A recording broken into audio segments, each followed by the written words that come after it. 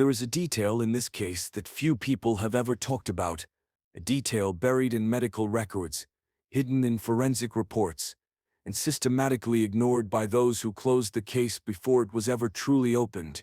Kurt Cobain's death in April 1994 was ruled a suicide within hours. No proper investigation, no fingerprint analysis, no questions asked, just a tragic rock star narrative that the world was told to accept and move on from. But what if the evidence never supported that conclusion? What if the people who were there that night saw something entirely different? What if every piece of physical evidence at the scene pointed not to suicide, but to something far more sinister? Does this overlooked detail suggest the event may not have unfolded the way we were told? Let's start with what we know for certain. Kurt Cobain did not want to die. This isn't speculation or wishful thinking from fans who can't accept the loss of their idol. This is documented dead mental fact. Days before his death, Kurt was at Exodus Recovery Center in Los Angeles, where he underwent a complete psychological evaluation. The doctors there, trained professionals whose job is specifically to identify suicidal ideation, came to a clear conclusion. Kurt showed no signs of being suicidal, none whatsoever. Dr. Michael Patterson, who treated Kurt at the facility, later stated publicly that had he believed Kurt posed any risk to himself, he would have been placed under a mandatory 72-hour psychiatric hold. That didn't happen because there was no clinical reason for it. Kurt wasn't displaying warning signs. He wasn't making statements suggesting he wanted to harm himself. According to those who evaluated him professionally, he was a man dealing with addiction and exhaustion, but not someone planning to end his life. The people closest to Kurt paint the same picture. Dylan Carlson, one of his best friends, spent significant time with him in those final days. He later described Kurt as seeming more at peace than he had been in months. They talked about music, about taking a break from the chaos, about the future. These aren't the conversations of someone who has given up.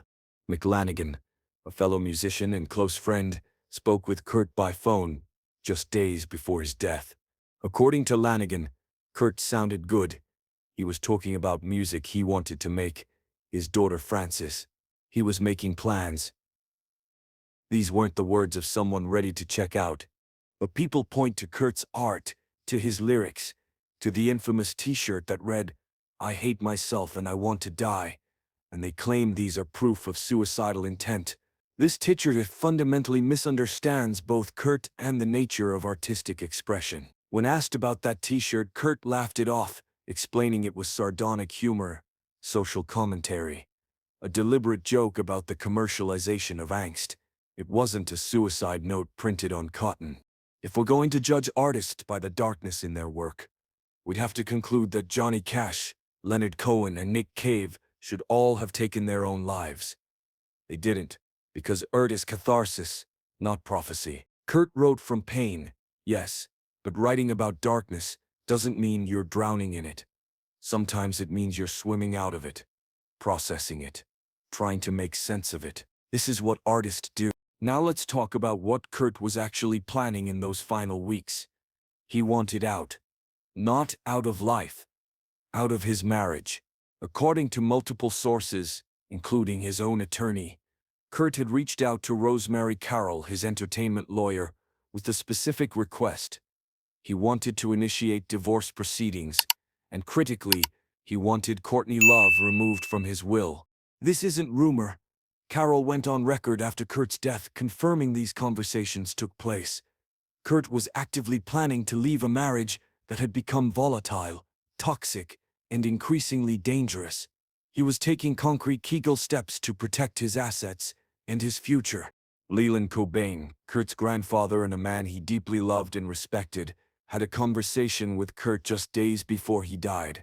Kurt confided in him that he was planning to divorce Courtney. They were supposed to go on a fishing trip together, a trip where they would discuss these plans in more detail. That trip never happened. Kurt died before it could take place. Here's where the financial picture becomes important. Courtney had signed a prenuptial agreement. Under the terms of that agreement, if Kurt divorced her, she would receive a fraction of what she would inherit if he died while they were still married. We're not talking about pocket change here. Kurt Cobain's estate was worth an estimated $50 million, with music catalog royalties projected to generate millions more annually for decades to come. Under Washington state law, in the terms of their prenup, a divorce would have left Courtney with significantly less, but as Kurt's widow, she would inherit everything. Full control of the estate, full control of the narrative. In most murder investigations, life insurance policies worth a few $100,000 have proven sufficient motive. Here, we're discussing tens of millions. Now let's examine the so-called suicide note, because this is where the official story starts to completely unravel. The note found at the scene has been controversial for 30 years, but most people don't know the full truth about it. Forensic handwriting experts have confirmed what many suspected all along. This document is actually two different pieces of writing. The main body of the letter, which makes up the vast majority of the text, is clearly written by Kurt. No one disputes this. But here's the critical problem. It's not a suicide note. It's a retirement letter. It's Kurt explaining to his fans why he's leaving Nirvana, why he's stepping back from performing, why he can't continue living the life of a rock star. Read the actual words. I haven't felt the excitement of listening to, as well as creating music, along with reading and writing for too many years now. These are the words of someone experiencing burnout, talking about losing passion for performance, feeling disconnected from the creative process. This is someone leaving a career, not leaving life. The letter talks about feeling like a fraud, about not being able to connect with audiences the way he once did, about evolution and change. Nothing in the main body of this note suggests suicide. It's a eval to a lifestyle, to a public persona, to an industry that had consumed him. Then come the final four lines that are dramatically different in tone, content, and according to forensic analysis, possibly in handwriting. Two forensic document examiners, using advanced analysis tools that weren't available in 1994, have now studied this note. Their independent conclusions are disturbing. The final four lines show different pressure patterns, different letter formations, and different linguistic patterns than the rest of the document. Dr. Reginald Alton, one of the experts who analyzed the note, stated, "The shift in the final lines is inconsistent with the natural flow of the document. The pressure, slant, and formation of certain letters suggests either extreme distress writing, which would be inconsistent with the calm, measured tone of the rest of the letter, or a different author attempting to mimic the original handwriting." Think about this carefully. Who signs a personal note to their wife and daughter with their full legal name? The note is signed Kurt Cobain. Not Kurt, not Dad, not Love, K. The full signature, as if signing a legal document or an autograph for a stranger. Now we come to the physical evidence, and this is where the official story doesn't just raise questions, it becomes physically impossible. According to the police report, Kurt's body was found with a Remington Model 11 shotgun across his chest. The medical examiner determined the shotgun blast entered through his mouth. A blast of this nature at point-blank range would cause massive blood spatter and blowback. But here's the problem that investigators noticed immediately. Kurt's left hand, which would have been positioned at or near his mouth to steady the long barrel of the shotgun, was completely clean. No blood, no nitty, nothing.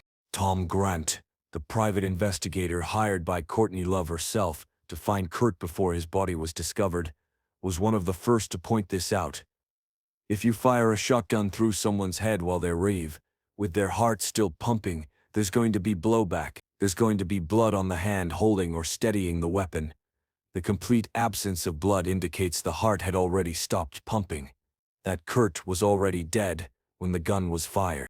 Dr. Cyril Wecht, one of America's foremost forensic pathologists, reviewed the crime scene photographs and stated, "The lack of blood on the hand is significant. It suggests the heart had stopped beating before the gunshot occurred. That's inconsistent with a self-inflicted wound. The shotgun's position creates another impossibility. Kurt was found with the weapon resting on his chest, positioned upside down with the ejection port facing to the right side of his body. Basic physics dictates that when a shotgun ejects a shell casing, it ejects to the right side of the weapon, Given the gun's position, the shell casing should have been found to Kurt's right side. But it wasn't. The shell casing was found to his left, sitting neatly on top of his jacket. The Seattle Police Department's explanation for this physical impossibility: the gun must have somehow spun 180 degrees in the air after being fired and landed perfectly in position on Kurt's chest, without breaking his wrist or causing any additional injuries. Let that sink in. A shotgun, fired with enough force to cause instant death, somehow performed a perfect aerial rotation, landed gently and precisely in place, and the shell casing teleported to the opposite side of where physics says it should have landed. Even the most basic understanding of ballistics and physics makes this scenario laughable. Now let's discuss the heroin levels found in Kurt's blood. The toxicology report showed heroin levels that multiple forensic experts have stated would have been immediately incapacitating, if not fatal on their own. Dr. Colin Brewer, a British addiction specialist who reviewed the autopsy report, stated, "The amount of heroin found in Kurt Cobain's system was approximately 3 times a typical lethal dose. At that level of intoxication, he would have been unconscious within seconds." The official report shows heroin levels of 1.52 milligrams per liter in Kurt's bloodstream. For context, 0.5 milligrams is generally considered potentially fatal. Kurt allegedly had 3 times that amount in his system. Could he have built up tolerance? Yes. Chronic heroin users can tolerate levels that would kill others. But even accounting for tolerance, multiple addiction specialists have stated that at 1.52 milligrams per liter, big motor coordination would be severely compromised. Fine motor skills would be nearly impossible. Yet according to the official story, Kurt allegedly rolled up his sleeves, tied off, injected himself with a massive dose of heroin, put away his drug kit neatly, picked up a heavy shotgun, positioned it correctly in his mouth, and pulled the trigger, all while experiencing a heroin overdose that should have left him unconscious on the floor within seconds of injection. The medical impossibility of this sequence cannot be overstated. You cannot perform complex motor tasks while overdosing on 3 times a lethal dose of heroin. The human body simply doesn't work that way. For 30 years, there's been a missing piece to this puzzle: an eyewitness, someone who was actually in the house during those final hours, someone who saw what happened. That witness has finally broken his silence. His name is Joseph Burns. Joe was a tattoo artist in Seattle and a member of a local band called Asphalt Feast that Kurt loved. They'd become genuine friends over the years. Kurt would come by Joe's shop, watch him work, ring his daughter Frances. They had a real friendship, not the manufactured relationships of the industry. Kurt was just easy to be around, Joe recalls. He didn't put on airs. He'd come by the shop, we'd listen to records, talk about music. He was a real person, not the myth. In early April 1994, Joe was at Kurt's house with his girlfriend Bonnie Dillard, along with Callie DeWitt, Courtney's assistant, and Jennifer Adamson. They'd been hanging for a couple of days, listening to music, with Joe doing some tattoo work on Callie. It was relaxed, low-key, normal. "I went to the kitchen," Joe remembers, "and there's Kurt." Kurt had left the Exodus rehab facility and made his way back home. But he was hiding, literally sneaking around his own house, because he was trying to avoid Courtney and the people she'd sent to find him. He explained to Joe that he'd left rehab not because he wanted to use drugs, but because he needed space. He was planning his next moves, both personally and professionally. He grabbed some food, some fruit, one of those TV dinners. Joe continues. He was talking about some recordings he'd been working on. He gave Callie a tape of some 4-track stuff he'd been doing. He seemed focused, like he had plans. Then Dylan Carlson arrived. Dylan had been Kurt's friend for years. He was the person Kurt had enlisted to buy the shotgun just days earlier, ostensibly for home protection. Dylan showed up with another guy, Joe recalls. They got dropped off down the street. No car in the driveway. That struck me as odd at the time. What happened next changed everything. We may never know exactly what happened in every moment of that night, but the unanswered questions continue to grow.